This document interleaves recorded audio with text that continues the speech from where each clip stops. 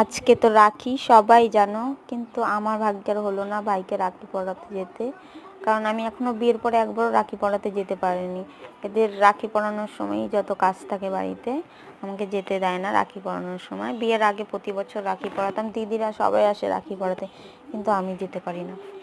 আর এইদিকে দেখো সকাল সকাল খুব বৃষ্টি নেমে গেছে, এর জন্য মাংসটার বাইরে ধুতে যেতে পারলাম না কলে, ঘরে জলে নেই, ধুতে হলে দেখো কত বৃষ্টি হচ্ছে, এখানে জল জমে গেছে। আর এদিকে বস্তাটা পেতে দিয়েছি কেন জানো, ভীষণ স্লিপ হয়ে যাচ্ছে, এখানে স্লিপে পা যে সে পড়ে যেতে পারে, এর জন্য ওই বস্তাটা পেতে দিয়েছি। আর এদিকে আমি মাংসটা রান্না করে নিচ্ছি।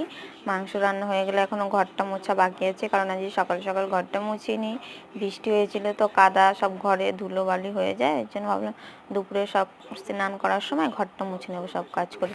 দেখে মাংস রান্নাটা হয়ে গেছে, খেয়ে দিয়ে বিকেলে বসেছিলাম, তোমাদের দাদাভাই স্নান করে এসেছে, ওকে একজন রাখি পরিয়ে দিয়েছে, আর সেই রাখিটা আবার আমাকেও